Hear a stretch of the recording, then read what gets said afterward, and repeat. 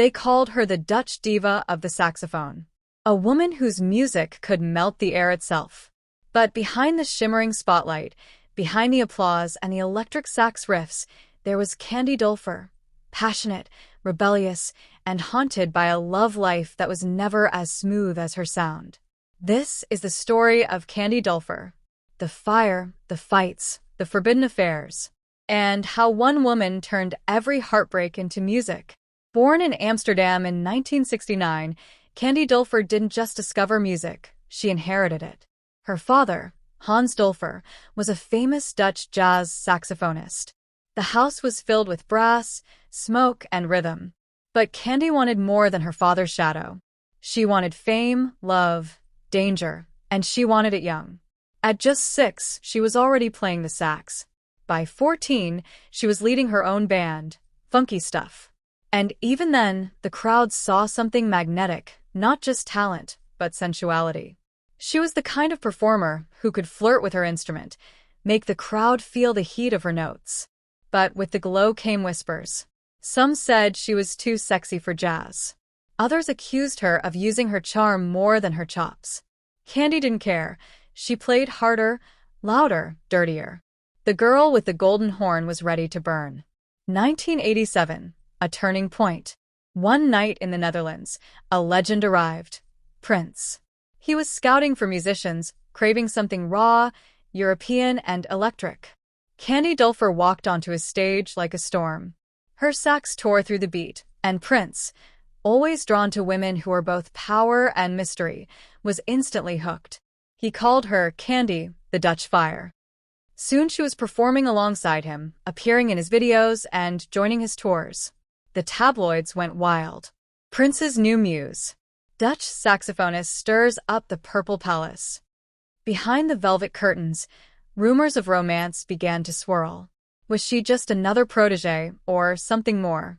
Candy always denied a love affair, calling it pure, artistic chemistry. But those close to Prince whispered otherwise, about late-night jam sessions that blurred into something intimate, about a connection that was too charged to be only music.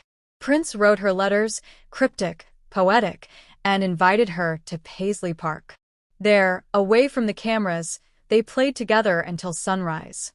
Whether love or obsession, no one truly knew, but their energy was undeniable. And when she released her debut album Saxuality in 1990, Prince's influence dripped from every note. The album went platinum. The girl from Amsterdam was now a global name. But fame came with new enemies, and Candy was about to face her first real heartbreak. Success attracts sharks. In 1991, Candy started collaborating with an older producer from London. Charming, smooth, the kind of man who promised the world. They worked long nights, alone in studios, chasing perfection. It didn't take long for work to turn into whispers of love. He was married. She was young, reckless, and lonely from life on the road. The affair burned bright and fast. Tabloids soon printed grainy photos of the two leaving a hotel in Paris. Candy was furious, but also broken. The media painted her as the other woman, a temptress who destroyed a family. Her management begged her to stay quiet. Instead, Candy doubled down, performing harder, touring longer, and channeling her heartbreak into music. Songs like Heavenly City and Pick Up the Pieces suddenly sounded less like funk and more like confession. Every solo was a scream disguised as melody. But the scandal changed her.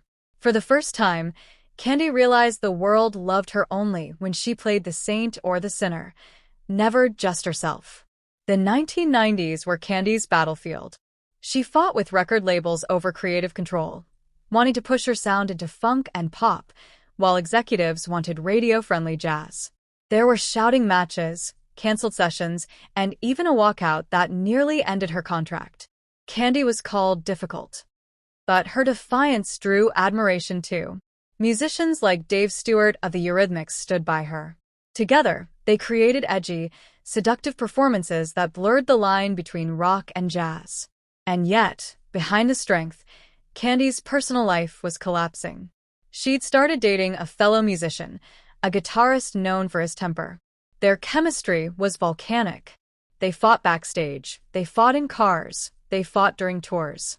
But when the lights came up, they'd fall into each other's arms as if the world didn't exist.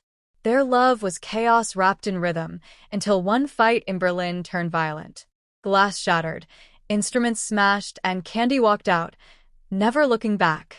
That breakup became the turning point. She swore never to lose herself for love again. After years of constant touring, Candy vanished from the spotlight in the early 2000s. Rumors swirled: burnout, depression, heartbreak. Some claimed she'd fallen out with her father. Others whispered of an American lover who broke her heart, a man she'd followed to Los Angeles, only to be ghosted. Candy never confirmed anything. Instead, she retreated into her sax, teaching, producing, and quietly rebuilding. But in silence, scandals never truly die. Tabloids dug into her past, dragging up old affairs and unfinished business with Prince. Some even claimed Prince's death in 2016 reopened old wounds that Candy had called him the one that got away. When asked about it, she simply said, "He taught me that music can be love, and love can destroy you." 2010, Candy Dulfer returned to the stage, fierce and unapologetic. She released Crazy, an album that felt like her soul cracking open. The lyrics hinted at betrayal, exhaustion, and rediscovery. Fans could feel the pain and the power. In interviews, Candy admitted she'd been in a very toxic relationship that almost ended her career. But she never named him. The mystery only fueled the intrigue. By the late 2010s, Candy had become a legend, not just for her music, but for her resilience. She was performing again with her father, standing side by side, 2 generations of sound and survival. And while she never married publicly, whispers of secret partners, quiet heartbreaks, and unspoken romances still surrounded her. Every time she took the stage, you could hear them, in every note that trembled, every pause that hurt. Candy once said in an interview, "I've loved deeply, and I've lost even deeper."